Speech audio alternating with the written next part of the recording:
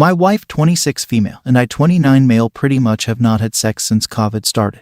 Mostly because 2 months into it, I lost my job as an office manager at a small business. There were no other jobs hiring as much as hospital jobs, so I made the decision to become a janitor at a hospital. The steep drop in income, as well as that I'd be working in the front lines, made my wife tell me she can't bear to touch me at all. I ended up making the decision that because my dad had an empty room above a detached garage, that for the time being I'd go to work and then go home to my dad's garage with its separate entrance, so I wasn't putting anyone at risk. I thought things were going okay. My wife and I had a 3-year-old daughter together and I'd FaceTime her whenever I could. But my wife started getting distant and asking if I could pick up another job because our finances were still so tight. She was disappointed when I said I didn't think I could find any.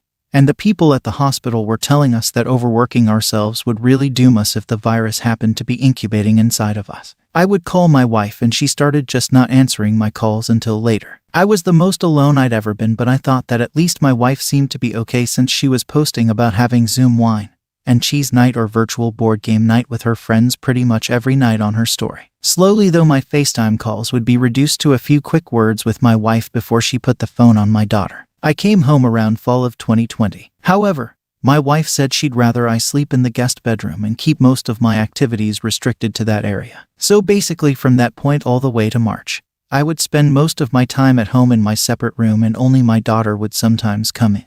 I started suspecting something suspicious when my wife would just leave the house for long periods of time. Also, I saw discarded price tags of expensive clothes and other stuff that I knew we wouldn't be affording on my salary. She leaves her iPad open one day and I see a trail of money transfers via Zelle from the same person. She finally admits to the affair, but phrases it as she was in total survival mode and sarcastically said that I had hopped off into the sunset like you were going off to war, and I was supposed to wait at the windowsill for you. After our blowout argument, I go to my dad's house to blow off steam. When I get back home, my daughter was up already, but my wife was sleeping. She was clearly upset and could sense we were fighting.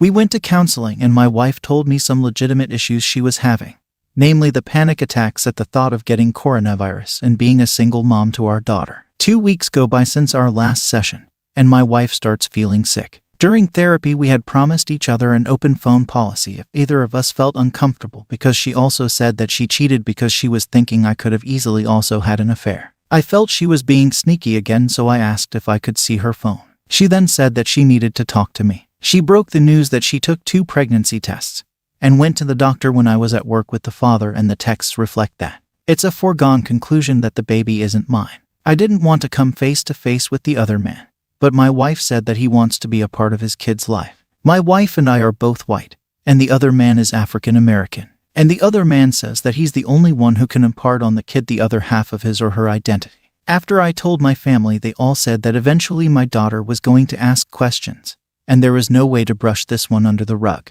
They are blowing up about the fact that I was going to have a physical representation of my wife's infidelity around me and begged me to leave her. But my wife had said previously that if I tried to leave her, I would just end up breaking my daughter's heart. And in the past few days, I've been bombarded by assumptions that I will be racist towards the child, especially from the birth father. This has not done anything to my view that every person is equal, and it burns me that people think just because this awful thing of infidelity I experienced involved a black man, and will soon involve a biracial baby, that I'm racist. I will never be anything but affectionate to the kid. I will honor the child as my daughter's sibling. But I don't think I can stand my wife anymore. I don't think I can stand being around her, because every moment it's always anger and stress for me. Like how this baby she wants to have is coming, but I don't see how I could be in the delivery room when the father wants to be there. I don't know what to tell my daughter, who knows that I'm very upset right now. I can barely afford to make rent for our family, yet she was out spending some other guy's money on her own comfort items. Do I stay and allow the father start paying for expenses related to the baby? Do I have to let him visit the house now or talk to him?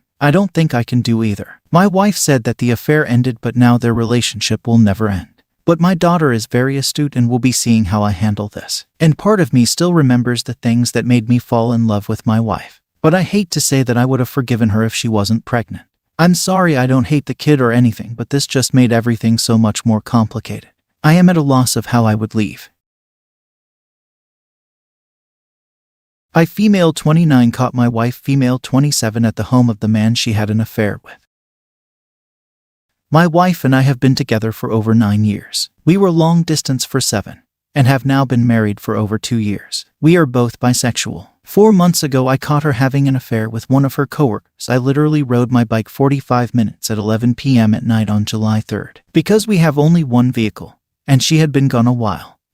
Wasn't answering her phone, only to then catch her making out in his car in the parking lot of their job. For 4 months, we have been trying to repair our relationship. Scratch that. I alone have been putting in massive amounts of effort to reconnect, engage, and improve our marriage. Already I know this sounds bad, but I know it in my heart that she loves me. My wife has some mental health concerns that honestly I should have pushed harder to have her see a doctor. Without being a doctor or have any clinical knowledge, I believe my wife has bipolar-esque tendencies. I just thought it would take time, but that we would eventually be okay. We always are. 9 years has seen a lot of major ups and downs. We have always pushed forward and overcome. Why can't we seem to now? A few nights ago, she was feeling uncertain about our relationship again. She expressed this, though really didn't want to delve deeper or have a discussion. Instead, she got drunk and we argued. I threatened to leave and she didn't stop me. I slept at the neighbor's house and she stayed home. However, when I woke up at 7 a.m., she was gone, with the only car we have. Fast forward to the next night.